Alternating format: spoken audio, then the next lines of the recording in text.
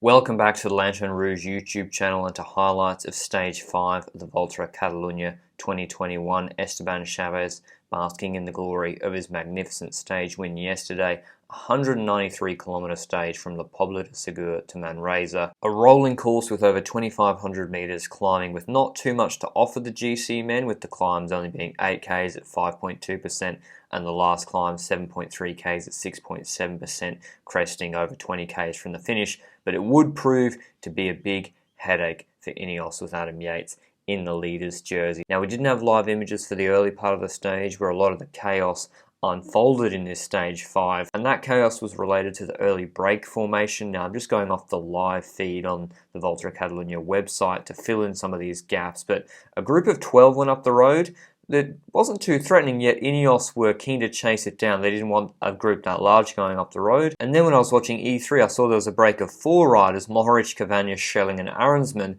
And between them and the peloton was a break of 40 riders, which didn't have any INEOS riders in it. And a break that big was certainly a problem for INEOS, so they got to work chasing, stringing out the bunch. Apparently Mohoric on the descent to the first major climb of the day had gone clear in his patented Supertuck position. The 40-man group would eventually catch the 4 escapees, and so it formed a larger group with Knox, Camna, Cataldo, Verona, Kruijswijk. Riders would regularly try and re-split it. All the while, Luke Rowe is like, what did I do to deserve the last 2 days? Having to keep the break under 4 minutes for the entire day. With just over 50 kilometres to go, Remy Cavagna attacked that large breakaway group. I think he had James Knox still in the wheels back there who could sit on one of the rollers. INEOS still pacing. They brought the gap down to about 3 minutes before the last major climb of the day, and Cavagna built up a decent buffer of almost over a minute on that chasing group. And because that group was so large, often riders would be trying to skip turns. They don't have to pull through the same way as if it's a small group. And this is that group. This isn't the peloton. This is the 40-man group chasing Remy Cavagna. But after nearly 30 kilometres solo off the front, the climb proved to be a bit too much for Remy Cavagna, and they ate into his gap very, very quickly.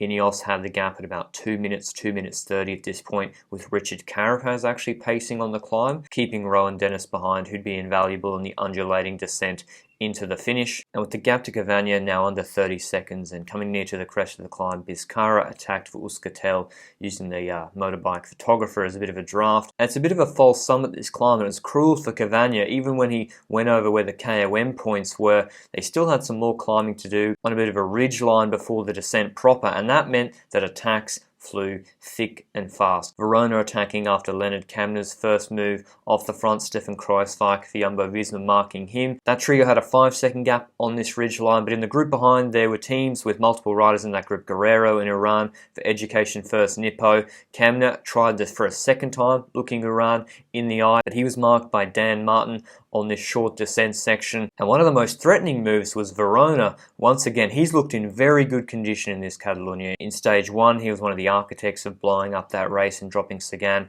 on the climb, and still made it over with the lead group for Movistar. He zoomed away on the extended descent with Kruijswijk chasing and Leonard Kamna just catching up to them. We didn't see Kamna's attack because they brought the motos away from the front of them, which is probably a good idea, but it was right at this moment from the heli shot, just behind Stefan Kruijswijk. He attacks through the middle just as they were getting to the end of this descent, and there's still up and down sections, which makes it perfect, this parkour after the descent, for attacks out of this breakaway. This was Kamna's 3rd move, I think, that we saw, and he was gone, quickly building up a 30-second buffer on the chase group. The group behind us stopped cooperating particularly well. Biscara attacking, going for the minor placings on the stage. Guerrero for Education First, the Portuguese rider, setting after him. But Leonard Kamna becoming quite a breakaway specialist. I said in the preview, we knew from the Tour de France last year that he has no problem getting in back-to-back breakaways, even on hard stages. We saw on yesterday's stage, tried a crazy move very early, but INEOS shut him down. But that meant he lost a lot of time on GC, which meant he could get in the breakaway today and take another World Tour victory at Catalunya for his Palmares. And Kamna just seems to have a really good combination of climbing, obviously,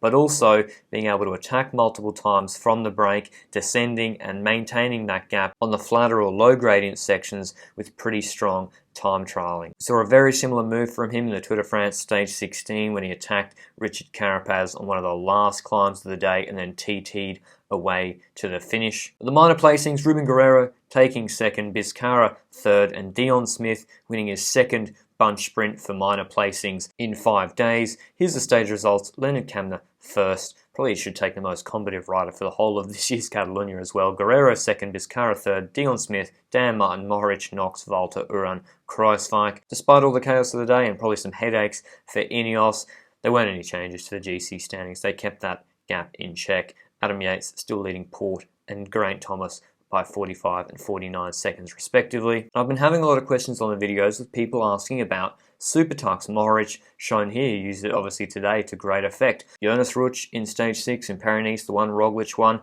and we've seen it so much this week in Catalunya. They've got these wide, well-surfaced highway descents that are very long. Verona, Kamna, INEOS with Castroviejo and Dennis chasing Kamna yesterday. And a lot of people have been saying, I thought that was banned. Why aren't they getting disqualified or sanctioned for that? Well, the rule doesn't apply until April 1st, which is in about 4 days. We don't know if it's an April Fool's joke. Either here's the new rule, riders must observe the standard position as defined by Article 1.3008. Sitting on the bicycle's top tube is prohibited. That Article 1.3008 has always existed. It's in the general rules of cycling as a sport. The rider shall normally assume a sitting position on the bicycle. This position requires that the only points of support are the following: the feet on the pedals, the hands on the handlebars, and the seat of the saddle. Now, just a few comments from me putting my lawyer hat on. Obviously, the rules are not very well drafted as normal. For starters, the new rule says the riders must, it's mandatory, presumably at all times, that they observe the standard position as defined by Article 1.3008, which defines the standard position as a sitting position on the bicycle. So you're probably saying, doesn't that mean sprints are banned if you are sprinting out of the saddle? Well, yes, on a literal reading of these new regulations in conjunction with 1.3.008, yes, sprints could be prohibited. You can also interpret this to say that the Supertuck isn't necessarily banned if you don't use the top tube as a means of support. If you have a gap between your body and the top tube and you still have your hands on the handlebars and your feet on the pedals, well, technically the Supertuck isn't banned. I've not really seen any studies showing the frequency and severity of crashes whilst riders are using the Supertuck. I don't think it exists. My view, based on watching a lot of cycling, is that the existence of bunch sprints is significantly more dangerous in terms of the frequency of crashes and a similar severity of outcome when there are crashes